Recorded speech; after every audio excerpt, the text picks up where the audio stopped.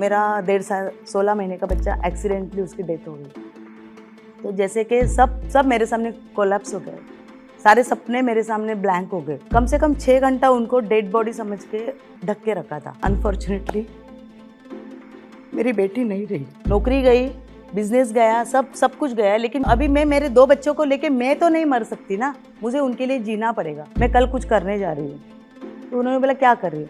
चलो कुछ नहीं, मैं इडली बना के सामने गणपति के यहाँ पे स्टॉल लगा के मैं बेचने जा रही हूँ। मैं स्नेहा भालेराव चेंबूर से हूँ। मैं सेल्फ हेल्प ग्रुप महिलाओं के फेडरेशन की मैं अध्यक्ष हूँ। और अभी मैंने 1 साल पहले सक्षम ये एक संस्था का मेरी कंपनी रजिस्टर की है, तो उसके अंडर भी मैं मेरा एक बिजनेस शुरू कर रही हूँ। हमारे मम्मी पापा को हमेशा डर रहता था कि हमारी बच्चियों के ऊपर किसी और की नज़र ना गिरे। इसके लिए सबसे पहला तो उनका टारगेट यही था कि बच्ची कब 18 साल की होती है और उसकी शादी हो जाती है। तो 18 साल में मेरी शादी हो गई। और शादी के बाद मिस्टर मेरे पढ़े लिखे हैं, LLB थे और सेंट्रल गवर्नमेंट में वो जॉब पे थे और अच्छी खासी फैमिली थी। एक अच्छी गृहिणी, अच्छी हाउसवाइफ का रोल काफ़ी सालों तक निभाया, 25-26 सालों तक निभाया। मैं कहीं आगे पढ़ नहीं पाई और मुझे कुछ करना है ये मैं हमेशा मेरे हस्बैंड को कहती थी। तो उन्होंने मुझे एक ही कहा था कि आप घर पे स्टाफ सिलेक्शन के एग्ज़ाम की तैयारी कर सकते हो। तो आप वो बुक्स लाके देते थे और मैं उसकी पढ़ाई करती थी। पढ़ाई करते करते 93 में मैं रेलवे की इंग्लिश स्टेनोग्राफर में मेरिट में पास हो गई। पास होने के बाद एक गवर्नमेंट की नौकरी मिल रही है, इसकी खुशी कुछ और थी। उस वक्त मेरा एक बच्चा था 1.5 साल का, और 1.5 भी कंप्लीट नहीं थे, 16 महीने का बच्चा था। और कुछ खुशी का माहौल था। जो खुशी सिर्फ हस्बैंड वाइफ हम लोग दोनों को ही थी कि मेरी वाइफ एक सेंट्रल गवर्नमेंट के इतने बड़े एग्ज़ाम में पास हो गई और उसको एक जॉब मिलने वाला है। तो हस्बैंड भी खुश थे और मैं भी खुश थी। लेकिन फैमिली शायद खुश नहीं थी, ना मेरे मायके वाले ना मेरे ससुराल वाले, क्योंकि लेडीज़ ने घर से बाहर निकालना या इन सब सोच से उन लोग दोनों फैमिली काफ़ी दूर थी। तो कहीं से तो घर पे इस बात के लिए विरोध हो रहा था कि क्यों जॉब करना है, क्यों जॉब करना है, कितनी आसानी से गवर्नमेंट का जॉब मिल रहा है, इतनी सोच भी किसी को नहीं थी। लेकिन अनफॉर्चुनेटली ये सब मसला एक साथ स्टॉप हो गया, क्योंकि मेरी जॉइनिंग थी दिसंबर को और मुझे इंटरव्यू का लेटर आया था सितंबर एंडिंग को। और अनफॉर्चुनेटली 12 अक्टूबर को मेरा 1.5 साल 16 महीने का बच्चा एक्सीडेंटली उसकी डेथ हो गई। तो जैसे कि सब मेरे सामने कोलैप्स हो गए, सारे सपने मेरे सामने ब्लैंक हो गए, क्योंकि अभी जीने की जैसे कि कुछ उम्मीद ही नहीं है। हम वही स्टॉप हो गए। तो नौकरी ये सब सपना कहते हैं ना, वैसे ही वो इंटरव्यू का लेटर, वो सब जॉइनिंग लेटर सब आज तक वैसे ही फाइल में बंद करके रख दिया। फिर उसके बाद दूसरा बच्चा मुझे हुआ। तो एक औरत ने क्या करना है, सिर्फ अपना संसार करना है, बच्चे पैदा करने हैं, घर के सबको खुश रखना है। इसके अलावा उसको ज़्यादा सपने देखने की अनुमति नहीं दी जाती। ऐसे माहौल से मैं भी गुजरी हूँ। तो कहीं पे मुझे वो घुटन होती थी कि हम कुछ कर सकते हैं, क्यों नहीं मैं कुछ कर सकती। 2003 में मई में मेरे हस्बैंड को VRS का लेटर आ गया सेंट्रल गवर्नमेंट से, उनको VRS लेना पड़ रहा है। तो उन्होंने सोचा कि मैं VRS ले लेता हूँ, क्योंकि बच्चे छोटे हैं और ये बिज़नेस भी हम लोग कर रहे हैं, तो हम लोग बिज़नेस से आगे करेंगे, क्योंकि मुझे तो मेरी पेंशन शुरू होने वाली है। तो फिर हम लोग ने एक समझौता से डिसीजन ले लिया कि VRS ले लेते हैं। 25 मई को कुछ उन्होंने VRS का लेटर लिख के दे दिया। फिर से अनफॉर्चुनेटली 8 जून को मेरे हस्बैंड का बहुत बड़ा एक्सीडेंट हो गया। इतना बड़ा एक्सीडेंट हो गया कि शिन्नर के घाटी में उनकी गाड़ी नीचे हो गई और कम से कम 6 घंटा उनको डेड बॉडी समझ के ढक के रखा था, क्योंकि वो ऐसे निर्जन रास्ते पे उनका एक्सीडेंट हुआ था कि हमें पता लगना बहुत ही मुश्किल था, किसी को कुछ पता ही नहीं था। सुबह 11 बजे एक्सीडेंट हुआ था, शाम को 6 बजे हमारे भाग्य से वहाँ पे एक हमारा जो टूरिस्ट का बिजनेस था, तो हमारे एरिया का एक टेम्पो टमाटो का माल लेके वो शिरडी रोड गया था और वो रिटर्न आते वक्त उसने वो एक्सीडेंट देखा, ड्राइवर की डेथ हो गई है। ऐसे करने के बाद उसने जब उठा के, क्योंकि कपड़े से ढक के रखा था, उसने जब कपड़ा उठाया तो मेरे पति की सांसें चल रही थी। तो उसने तुरंत उसके वो गाड़ी से वो टमाटर के जो कंटेनर थे उसको नीचे उतारा और पब्लिक को बोला इनको रख दो, मैं मेरे रिस्क पे इनको हॉस्पिटल में एडमिट करता हूँ। तब जाके 6 बजे इनको एक नज़दीक के हॉस्पिटल में उन्होंने एडमिट किया। फिर हमें फ़ोन आया, फिर मैं अकेली लेडी, मेरी बच्ची तब मेरा बड़ा बेटा 6 साल का था और छोटी बच्ची मेरी 11 महीने की थी। उसको मैंने छोड़ के मैं अकेली वहाँ पे गई, टैक्सी से वहाँ पे पहुँची। 8 जून था, बहुत बारिश थी और इतना खतरनाक माहौल था। गांव में रात को मैं 11 साढ़े 11 पहुंची थी, पूरा गांव सुनसान था, कोई नहीं था। और नीचे हॉस्पिटल में इतना बड़ा डेंजर एक्सीडेंट हुआ था, इसलिए नीचे कोई पेशेंट नहीं थे, सब ऊपर के फ्लोर में गए थे। नीचे के फ्लोर में सिर्फ मेरे हस्बैंड थे।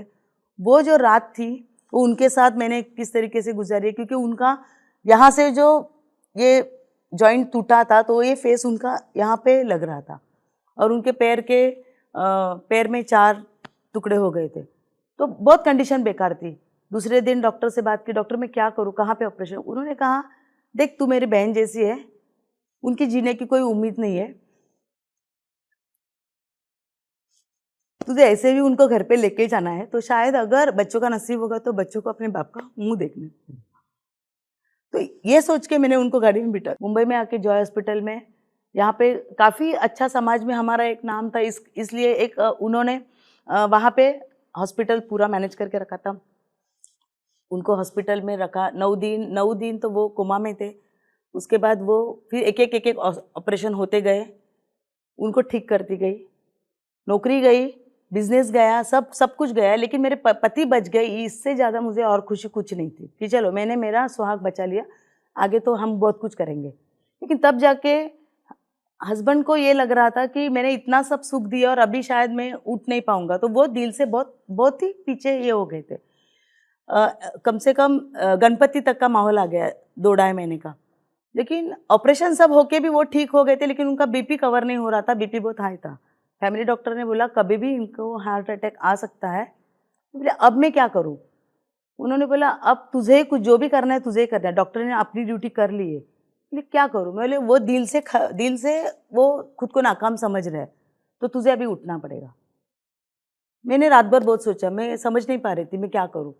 तिलक नगर का सह्याद्री गणपति काफ़ी फेमस है, मैं उसी कॉलोनी में रहती हूँ। बस मैंने दूसरे दिन उठ के मैंने उसी रात को मेरे सास को कहा कि आपको मुझे सपोर्ट करना होगा, मैं कल कुछ करने जा रही हूँ। तो उन्होंने बोला क्या कर रही हो? मैं कुछ नहीं, मैं इडली बना के सामने गणपति के यहाँ पे स्टॉल लगा के मैं बेचने जा रही हूँ। तो सास के आंखों में पानी आ गया।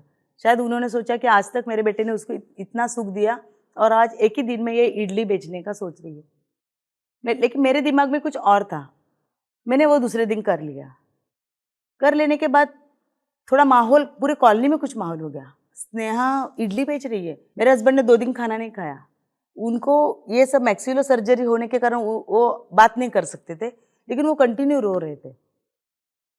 फिर जब मैं वो सब मैंने कुकर लगाती थी, गरम गरम इडली बाहर जाके बेचती थी, फिर मैं आती थी। तो जब मैं आई तो उन्होंने मुझे देख के ऐसे कहा, तो मैंने उनको बोला आप तो खुद को ख़त्म हो गए ऐसे समझ रहे हो, अभी मैंने आपको जितना बचाना था उतना बचा लिया, लेकिन अगर आप दिल से ही मरना चाहते हो तो मैं आप कुछ नहीं कर सकती। ना मैंने फैमिली को देख के मैंने गवर्नमेंट की जॉब नहीं की, अभी आपकी भी जॉब गई, जो बिजनेस था वो भी गया, तो अभी मैं मेरे 2 बच्चों को लेके मैं तो नहीं मर सकती ना, मुझे उनके लिए जीना पड़ेगा। तो अभी आप अगर आप हो तभी हो, देख लो कि अभी मैं क्या करने वाली हूँ आगे चल के। और ये मैंने जब उनको कहा तो वो बहुत रोए। मैंने उनके आंसू को उस दिन देखा नहीं, मैंने उनकी तरफ उस दिन देखा नहीं। मैं इडली उठा के फिर से जाके बेचने को निकल गई। चौथे दिन मेरे हस्बैंड खुद वो जो कुबड़ी बोलते हैं लकड़ी के पैर, वो उठा के धीरे धीरे वो स्टॉल तक आए।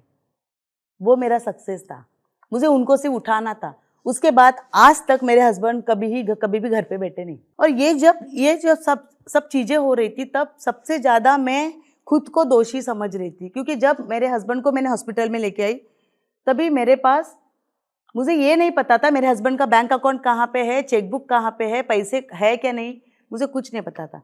उस दिन मुझे पता चला कि लेडीज़ लोग खुद को कितना डिपेंडेंट समझती है, हम कितने दूसरे के हस्बैंड के ऊपर डिपेंड रहते हैं कि हमको कुछ नहीं पता। लेकिन जब ना उनकी कंडीशन बात करने की थी, ना वो मुझे बता सकते थे, ना वो फ्रैक्चर के कारण लिख सकते थे, ऐसे टाइम में मैंने गहने उठा के उनकी ट्रीटमेंट की। तब जाके फिर 2007 में मैंने ये बोला कि आज मैं उन लेडीज़ लोग के लिए खड़ी रहूँगी जिनको कुछ भी सपोर्ट नहीं है, मैं उनके लिए। तो सोशल कॉज से मैं बाहर पड़ी 2007 में। फिर 2007 से मैंने सेल्फ हेल्प ग्रुप बनाया। ये महिला आर्थिक विकास महामंडल के अंडर के ग्रुप है। तो गवर्नमेंट की पॉलिसीज हम लोग महिलाओं को पहुँचाते हैं। हर एक महिलाओं को सक्षम बना रहे, स्किल देके, उनको बैंक लोन देके, उनके खुद के बिजनेस सेटअप कर रहे। ये सब तो चल रहा था, लेकिन कहते हैं ना कि मैं कुछ नया सोचने जाती हूँ तब मेरे आगे पहले दुख की सीढ़ी आ जाती है। मैंने 2020 में मैंने और मेरी बेटी ने सोचा कि सक्षम की एक हम लोग सक्षम कंपनी रजिस्टर करते हैं। मम्मी, अभी तूने काफ़ी लोगों को खड़ा किया है, अब तुझे खड़ा होने की ज़रूरत है, तो ये करते हैं। और हमने 2020 को लॉकडाउन के ही बीच में हम लोग ने कंपनी रजिस्टर कर ली।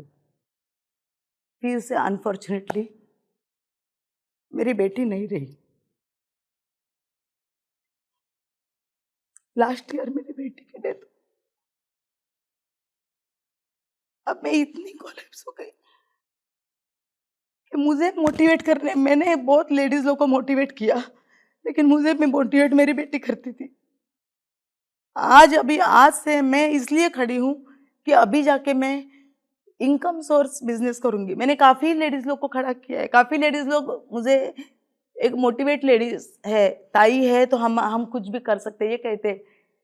लेकिन मेरे लिए मोटिवेशन मेरी बेटी थी। आज वो नहीं है। उसका सपना साकार करने के लिए आज उसने जो सक्षम की कंपनी रजिस्टर की थी, उसको लेके अभी मैं ई वेस्ट रिसाइकलिंग इंडस्ट्री खड़ी कर रही हूँ। ई वेस्ट के ऊपर एक बड़ा काम हम लोग कर रहे हैं। 7-8 CR का हमारा पूरा प्रोजेक्ट है और गवर्नमेंट ने वो प्रोजेक्ट को बहुत अच्छी तरीके से सम्मानित किया है। मुझे दिखाना है कि लेडीज़ अगर जीत पे आ गई तो हर कुछ कर सकती है। दुख के डोंगर पार करके भी उसको सक्सेस जाना है।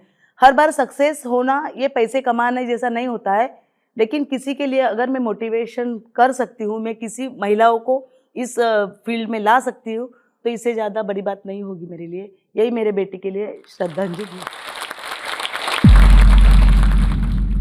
It is said that when you educate a woman, you educate an entire generation. नारी सशक्तिकरण पर ये पंक्तियाँ हमारे दिल को जोश और हिम्मत से भर देती है। ऐसी ही हिम्मत भरी कहानी अभी हमने सुनी जोश टॉक्स पर, और हमें उससे काफ़ी प्रेरणा भी मिली। ऐसी ही कहानी है लक्ष्मी जी की, जिन्होंने CS करके बड़े शहर में वो आए जॉब का सपना लेके, पर उन्हें यहाँ जॉब नहीं मिल पाई। पर उन्होंने हिम्मत नहीं हारी, जोश के साथ उन्होंने कम्युनिकेशन स्किल्स पर काम किया और आज एक बड़ी कंपनी में वो काम कर रही हैं। लक्ष्मी जी की ही तरह कई स्टूडेंट्स जैसे कि वैशाली जी, नीला, प्रणाली, आरती और उषा जी ने मिलके जोश स्किल्स के साथ विभिन्न स्किल्स जैसे कि spoken English, communication skills, personality development, finance, business building सीखकर आज अपनी अलग पहचान बनाई है। आज ही अपने जैसे लाखों स्टूडेंट के साथ भारत के number 1 spoken English learning app जोश स्किल्स ऐप के साथ अपनी इंग्लिश लर्निंग जर्नी शुरू करें।